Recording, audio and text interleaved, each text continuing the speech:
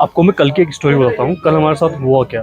कल मैंने रास्ते में बहुत कम ब्लॉग किया। उसका रीज़न ये था कि मैंने जो बैग लिया था उसमें सारे गर्म कपड़े थे, ब्लैंकेट छोटी वगैरह सब थी, छोटे मोटे सारे काम की चीज़ें ही थी, ऐसा कुछ नहीं था। लेकिन मेरे बैग की वजह से उसमें इतना ज़्यादा वजन हो चुका था कि वो बैग कैरी ही नहीं किया जा रहा था। वो जो फर्स्ट हमने गौरीकुंड से यात्रा को शुरू किया था, गौरीकुंड से आते आते ऊपर इतनी हालत ख़राब हो गई कि उसमें मैं बता नहीं सकता शब्दों में। एक्चुअली हो क्या रहा था, एक तो बहुत तेज़ धूप थी, हम निकले 11:30 बजे। एक्चुअली हम बहुत ज़्यादा लेट निकलते हैं। धूप बहुत तेज थी, धूप की वजह से गर्मी लगी थी, गर्मी से आ रहे थे पसीने, और पसीने के बाद क्या होता, ठंडी ग्लेशियर की हवा चल रही थी, वो हवा आपको और ज़्यादा अनकंफर्टेबल कर रही थी।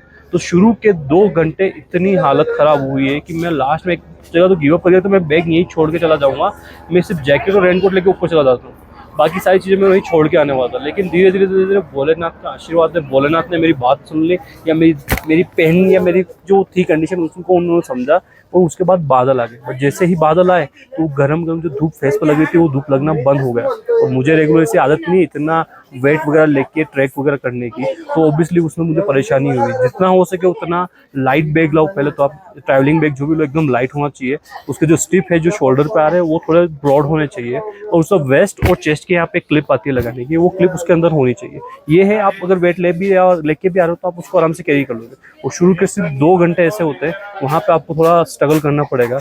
2 घंटे के बाद आपकी बॉडी कैसे यूज टू मोमेंटम में आ जाती है, तो आप इजीली उसको आप ट्रैक करके ऊपर चढ़ जाते हो। सेकंड क्या, मेरे पास फिर कोई ऑप्शन नहीं था, मैं थक रहा था, बार बार बॉडी डिहाइड्रेट हो रही थी, आदत नहीं थी, इतनी गर्मी हो रही थी। तो मैंने मेरी बोतल ली, बोतल के अंदर मैंने 1 लीटर पानी का बोतल था, उसके अंदर मैंने इलेक्ट्रोल मिक्स कर लिया। पूरा रास्ता में आते आते आते आते लगभग 3 से 4 घंटे तो एक एक सिप इलेक्ट्रोल ले रहा था। प्लस जहाँ मुझे लग रहा था मुझे पसीना आ रहा है, मैं वहाँ 5 से 10 मिनट बैठ जा रहा था। जब तक मेरा पसीना सूख नहीं रहा था मैं उसके आगे नहीं जा रहा था। पसीना सूख गया, मैं वापस ट्रैक करना शुरू कर दिया था। और जितने छोटे कदम हो सके उतने छोटे कदम लो, कोई शॉर्टकट मत लो। जैसे कि मैं नीचे रामबाड़ा है, रामबाड़ा के बाद कैसे एकदम स्टिफ चढ़ाई है। एक्चुअली रामबाड़ा तक तो इतनी कुछ चढ़ाई लग भी नहीं रही थी, मैं उससे पहले ही थक गया था, हालत ख़राब हो गई थी। रामबाड़ा में 15-20 मिनट आधा घंटा रेस्ट किया, उसके बाद रामबाड़ा के बाद जो स्टिफ चढ़ाई थी वो सबसे डिफिकल्ट चढ़ाई है। पूरा आपको यहाँ तक आने में इतनी ही स्टिफ चढ़ाई करनी पड़ेगी। लेकिन रामबाड़ा के बाद क्या सीन होता है, रामबाड़ा के बाद शुरू शुरू में तो मैं नॉर्मल चढ़ता रहा तो काफ़ी अच्छा ट्रैक कर लिया था मैंने। उसके बाद से मुझे क्या चुल मची कि मैंने शॉर्टकट लेना शुरू किया। जैसे ही शॉर्टकट लेने शुरू किए उसके बाद इतनी ज़्यादा सांसें फूलने लग गई कि आप उसको ब्रीथ को कंट्रोल ही नहीं कर पा रहे थे। मुझे लिटरली एक जगह रुक के प्रॉपर ब्रीदिंग करनी पड़ी, एक्सरसाइज, थोड़ी कपालभाति किया, थोड़ा अनुलोम विलोम किया, थोड़ी बॉडी को रिलैक्स किया, बॉडी का टेम्परेचर थोड़ा डाउन किया, सांसें फूली तो थोड़ा कंट्रोल किया, फिर थोड़ा चला, फिर मुझे लगा नहीं थोड़ा शॉर्टकट मारता हूँ, फिर मैंने शॉर्टकट्स लिए। शॉर्टकट में कैसे एकदम ऐसे स्टिफ चढ़ाई है, तो बाकी अदरवाइज आप ये वाले इंक्लाइन पे आप वॉक करते हो, चढ़ते हो। ये वाली स्टिप में मसल्स बहुत ज़्यादा ड्रेन हो जाती है, मसल्स काफ़ी ज़्यादा थक जाती है, तो आपकी बॉडी में ऑक्सीजन की कमी होने ही लगती है। प्लस आप जैसे जैसे ऊपर आते हो यहाँ पे ऑक्सीजन लेवल भी धीरे धीरे कम होना ही है, स्वाभाविक सी बात है। तो ये चीज़ की वजह से मुझे बहुत ज़्यादा थकान हुई। फिर लास्ट में आता था एक बंदा मिला जो पिछले 5 से 6 साल से लगातार केदारनाथ ट्रैक कर रहा है। उसने मुझे एक ही चीज़ बोली, भाई तुम इतना थक रहे हो उसका रीज़न यही है कि तुम शॉर्टकट मार रहे हो बार बार। तो सबसे बेस्ट चीज़ है आप शॉर्टकट मारना बंद करो, शॉर्टकट मत मारो, आप डायरेक्ट जो ट्रैक है इस ट्रैक से चलते चलते ऊपर आओ। तो ऐसा करके हम जब 11:30 बजे निकले तो रात को 11:30 बजे के अराउंड हम बेस कैंप पे पहुँचे। बेस कैंप पे पहुँचने के बाद बेस कैंप पे जैसे पहुंचे, बेस कैंप पहुंचने के बाद हमने कैंपिंग के लिए, कैंप जो था अच्छा खासा कैंप था, मैंने प्राइस आपको बता दी, कैंपिंग के बारे की बात को डिटेल पहले बता चुका हूँ, ठीक है। वो लेने के बाद हमने खाना खाया, यहाँ पे दाल चावल मिले तो बहुत सही थे। रात को 12 बजे दाल चावल खाए थे, बिल्कुल भी हैवी फील नहीं हुआ, बिल्कुल फ्रेश थे, अच्छे थे। पीछे ये भाई दिख रहे हैं, इन्हीं की शॉप, यहीं पे हमने दाल चावल वगैरह लिए थे, बहुत अच्छे दाल चावल वगैरह बनाए थे। फिर मॉर्निंग रात को जाके सो गए, रात को भी एक साथ मेरे साथ चोट हो गई, क्योंकि मैं जाके सो तो गया बट मेरे लिप्स इतने फट गए थे कि मुझसे ब्रीथ करने, जैसे मैं नोज से तो ब्रीथ कर नहीं पा रहा था, नोज मेरे वैसे ब्लॉक थे, अब माउथ से ब्रीथ करूँ तो माउथ इतने फट के इतने ड्राई हो चुके थे, ब्लॉक हो रहे थे, तो मतलब माउथ से भी ब्रीथ नहीं कर पा रहा था। फिर मुझे रियलाइज हुआ कि नहीं, मुझे साथ में एक बोरोलिन, वैसलीन वगैरह ऐसा कुछ कैरी करना चाहिए था, क्योंकि लिप कैसे यहाँ पे एकदम ड्राई और ठंडी हवा है, वो ड्राई और ठंडी हवा आपके नोज को भी ब्लॉक करेगी, आपके नेक को भी प्रॉब्लम डालेगी, थ्रोट वगैरह सब वो नॉर्मल है, होना ही है, क्योंकि हम यहाँ के वेदर में यूज टू नहीं है। या तो यूज टू होते तो कोई इतनी दिक्कत नहीं आती। बीच में एक आंटी भी मिली थी, एज वाली थी, उनको भी कोई तकलीफ नहीं थी, उन्होंने आराम से ये ट्रैक कर रहे थे, वही इधर उत्तराखंड की साइड के ही थे। हमारे लिए जो बाहर से आ रहे हैं, स्पेशली मैं मुंबई में रहता हूँ पिछले 8-10 साल से, तो मुझे वहाँ का वेदर सूट करता है। यहाँ की ड्राई और ठंडी हवा मुझे ब्रीथ करने में अनकंफर्टेबल करती है। तो एक चीज़ सबसे बेस्ट है, ध्यान से कैरी करना ही करना। लिप बाम हो गया, वेसलिन हो गया, ये लो साथ में।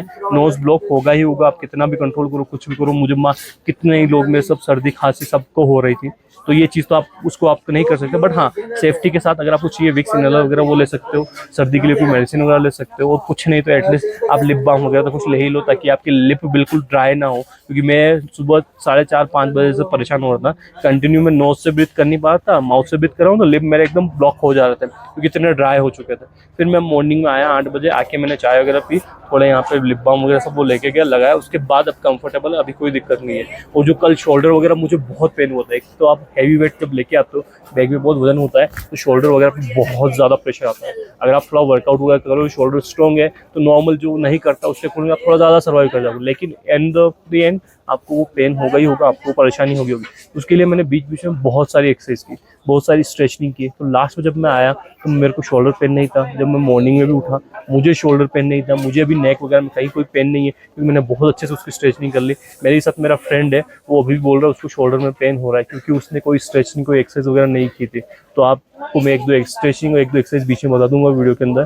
थोड़ी थोड़ी चलते चलते बीच बीच में बैग वगैरह रख के आप ये करते रहो। नॉन स्टॉप बैग को चढ़ते समय कैरी नहीं करना है। जहाँ रुक रहे हो 5 मिनट बैठ रहो, बैग निकालो, रख दो, फिर वापस बैग कैरी करो, फिर वापस वॉक करना शुरू कर दो। ये सबसे बेस्ट तरीका है यहाँ पे ट्रैक करने का। और हाँ, ये बिगिनर्स के लिए नहीं है केदारनाथ ट्रैक, काफ़ी टफ ट्रैक है। देखने में लगता है ईजी है, यहाँ चले जाएंगे, वहाँ चले जाएंगे, ऐसे चढ़ जाएंगे, नहीं चढ़ पाओगे, हालत ख़राब हो जाएंगी। ऐसे ऐसे बंदे भी जो 16-16, 17-17 घंटे लग गए उनको ऊपर आने में।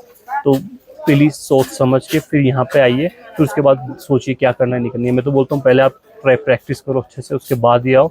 और खच्चर वगैरह तो बहुत ज़्यादा रिस्की है, मत लो खच्चर। 2-3 लोग वैसे किससे गिर के छोटे लोगों को किसी की डेथ होगी, कुछ ना कुछ चलता ही रहता है, क्योंकि बहुत ज़्यादा स्लिपरी हो गया है। वो तो ऊपर वो वाले ना का आशीर्वाद है, बारिश वगैरह कुछ ऐसी आई नहीं है, तो हम आराम से ईजिली लगभग 12 घंटे के अंदर ऊपर आ गए थे हम। और बीच में ब्रेक लेते लेते, तो आप आओ, हर 5 मिनट में ब्रेक लो, कोई दिक्कत नहीं है, आप आराम से आइए और लीजिए।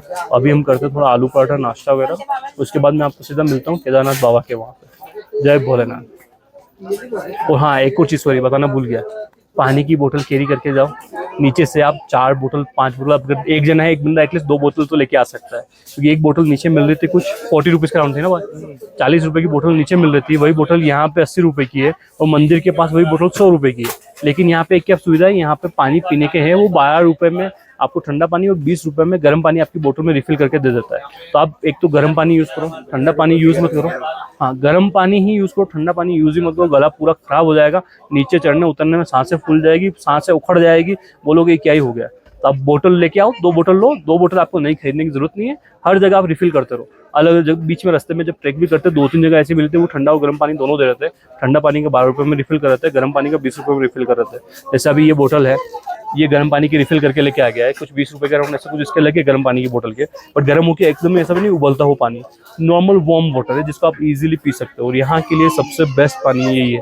मुझे भी रास्ते में कई लोगों ने बोला सब करना बेटा, गर्म पानी ही पीना, ठंडा पानी पिएगा हालत ख़राब हो जाएगी। तो मैं आपको भी एक ही चीज़ बोलता हूँ, ये गर्म पानी है, गर्म पानी को ही पियो, यही सबसे बेस्ट है यहाँ के लिए। चलो, बहुत ज़्यादा वार्तालाप हो गई, अभी करते हैं नाश्ता। नाश्ता करने के बाद मिलते हैं सीधा केदार बाबा के पास में से। जय भोलेनाथ। ये रहा यहाँ का हेलीपैड।